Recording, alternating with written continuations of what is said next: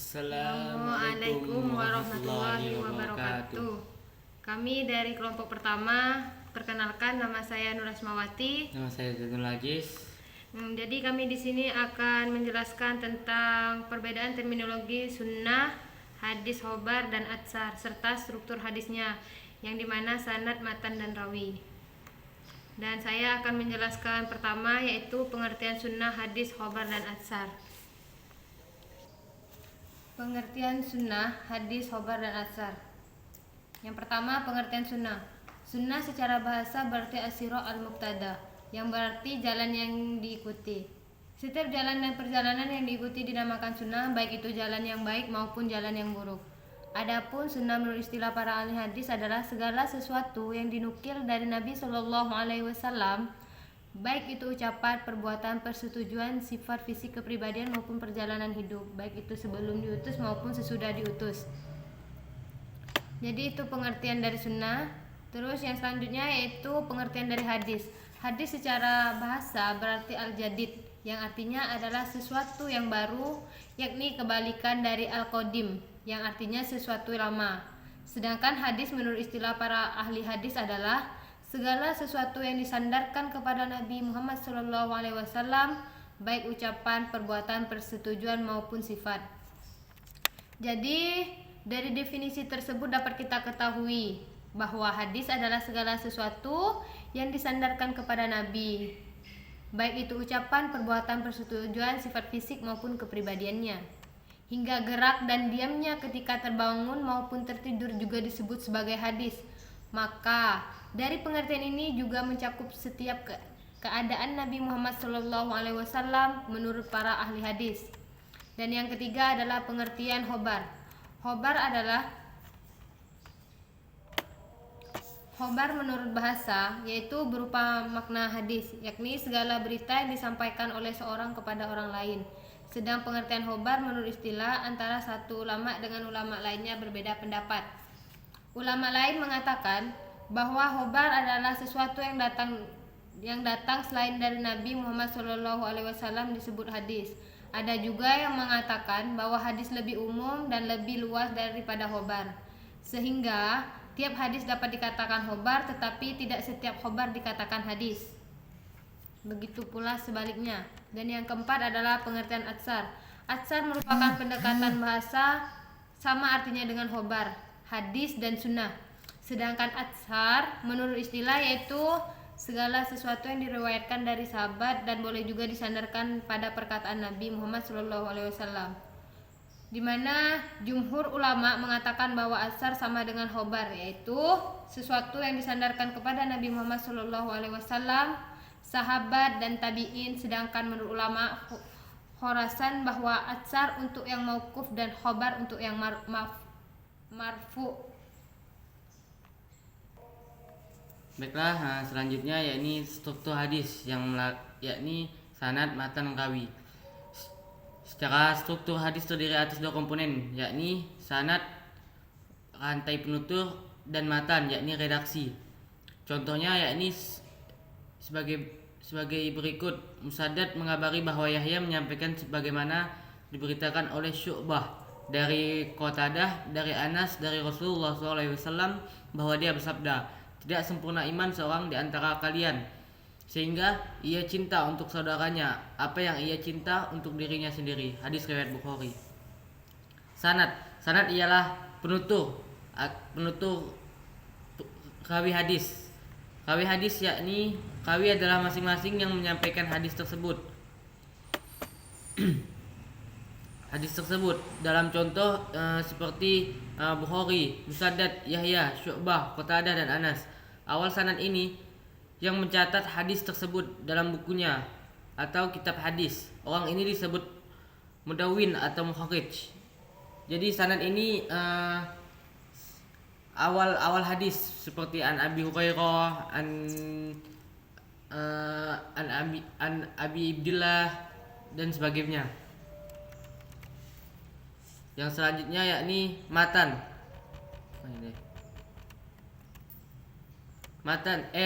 Yang selanjutnya yakni rawi.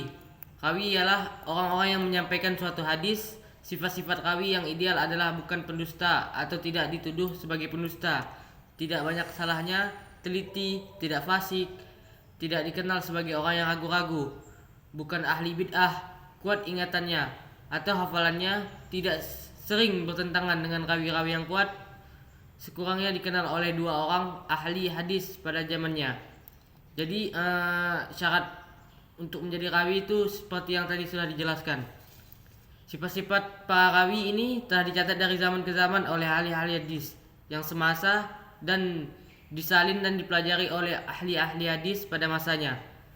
Yang berikutnya hingga ke masa sekarang, rawi yang tidak ada catatannya dinamakan majhul dan hadis yang diriwayatkannya tidak boleh diterima. Yang ketiga yakni matan atau yang biasa disebut dengan redaksi dari hadis atau isi dari hadis tersebut. Dari contoh sebelumnya, maka matan hadis bersangkutan ialah tidak sempurna iman seorang di antara kalian sehingga ia cinta untuk saudaranya apa yang ia cinta untuk dirinya sendiri. Terkait dengan matan atau redaksi, maka yang perlu dicermati dalam memahami hadis ialah ujung sanad sebagai sumber redaksi, apakah berujung pada Nabi SAW atau bukan, matan hadis itu sendiri. Dalam hubungannya dengan hadis lain yang lebih kuat sanadnya, apakah yang ada yang lemah ataupun ada yang menguatkan. Dan selanjutnya dengan ayat dalam Al-Quran, apakah ada yang bertolak belakang atau malah yang menguatkan. Jadi kesimpulannya yakni sanad, matan dan rawi. Sanad yakni awalan hadis yang seperti an Abi Hurairah, an Abdullah bin Mas'ud dan sebagainya. Kemudian disusul oleh matan yakni redaksi hadis dan diakhiri dengan rawi yakni riwayat hadis. Yang ketiga adalah macam-macam sunnah. Yang pertama yaitu sunnah qauliyah. Sunnah qauliyah adalah bentuk perkataan atau ucapan yang disandarkan kepada Nabi Muhammad SAW yang berisi berbagai tuntunan dan petunjuk syarat, peristiwa-peristiwa atau kisah baik yang berkenaan dengan aspek akidah, syariah maupun akhlak. Dengan kata lain, sunnah qauliyah yaitu sunnah Nabi Muhammad yang berupa ucapannya saja, baik dalam bentuk pernyataan, anjuran, perintah, cegahan maupun larangan. Yang dimaksud dengan pernyataan Nabi Muhammad SAW di sini adalah sabda Nabi dalam merespon keadaan yang berlaku pada masa itu, masa kininya dan masa depannya. Kadang-kadang dalam bentuk dialog dengan para sahabatnya atau jawaban yang diajukan oleh sahabat atau bentuk lain seperti khutbah. Dilihat dari tingkatannya, sunnah qauliyah menempati urutan pertama, yang berarti kualitasnya lebih tinggi dari kualitas sunnah fi'liyah maupun takriyah. Di mana contoh qauliyah ini seperti hadis Nabi Muhammad SAW yaitu tentang doa yang berisi kepada orang yang mendengar, menghafal dan menyampaikan ilmu. Anda belum tentu mahir membaca Al-Quran, ingin segera bisa. Dari Zaid bin Dabit ia berkata, saya mendengar Rasulullah SAW bersabda, semoga Allah memperindah orang yang mendengar hadis dariku lalu menghafal dan menyampaikannya kepada orang lain. Berapa banyak orang yang menyampaikan ilmu kepada orang lain lebih berilmu dan berapa banyak pembawa ilmu yang tidak berilmu. Itu merupakan hadis riwayat Abu Dawud. Dan yang kedua yaitu sunnah fi'liyah. Sunnah fi'liyah adalah segala perbuatan yang disandarkan Nabi Muhammad SAW. Kualitas sunnah fi'liyah menduduki tingkat kedua setelah sunnah qauliyah. Sunnah fi'liyah ini juga dapat dimaknai sebagai sunnah Nabi Muhammad yang berupa perbuatan Nabi yang diberitakan oleh para sahabat mengenai soal-soal ibadah dan yang lain-lain, yaitu seperti melaksanakan sholat manasik haji dan lain-lain. Untuk mengetahui hadis yang termasuk kategori ini di antaranya dapat kita lihat dari contoh tentang cara sholat di atas kendaraan. Dari Jabir bin Abdullah berkata, Rasulullah SAW sholat di atas tunggangannya menghadap kemana arah tunggangannya menghadap. Jika beliau hendak melaksanakan sholat yang fardu, maka beliau turun lalu sholat menghadap kiblat, yaitu dari hadis riwayat Al-Bukhari dan Muslim. Dan yang ketiga adalah sunnah takriyah. Sunnah takriyah adalah sunnah yang berupa ketetapan Nabi Muhammad terhadap apa yang datang atau dilakukan para sahabatnya. Dengan kata lain, sunnah takriyah yaitu sunnah Nabi yang berupa penetapan Nabi terhadap perbuatan para sahabat yang diketahui Nabi, tidak menegurnya atau melarangnya. Bahkan Nabi Muhammad cenderung mendiamkannya. Beliau membiarkan atau mendiamkan suatu perbuatan yang dilakukan para sahabatnya tanpa memberikan penegasan apakah beliau membenarkan atau menyalahkannya. Contohnya yaitu terdapat pada hadis tentang daging dab sejenis biawak. Pada suatu hari Nabi disuguhi makanan diantaranya daging zab. Beliau tidak memakannya sehingga Khalid bin Walid bertanya, apakah daging itu haram ya Rasulullah? Dan Rasulullah pun menjawab, tidak, akan tetapi daging itu tidak terdapat di negeri kaumku, karena itu aku tidak memakannya. Dan lalu Khalid berkata kembali, lalu aku pun menarik dan memakannya, sementara Rasulullah melihat ke arahku. Muttafaqun alaih. Itulah contoh hadis. Dan yang keempat di sini terdapat lagi sunnah hamiyah, di mana sunnah hamiyah yaitu suatu yang dikehendaki Nabi tetapi belum dikerjakan. Di mana sebagian ulama hadis ada yang menambahkan perincian sunnah tersebut dengan sunnah hamiyah karena dalam diri Nabi Muhammad terdapat sifat-sifat, keadaan-keadaan atau ahwal serta himmah, hasrat atau melakukan sesuatu.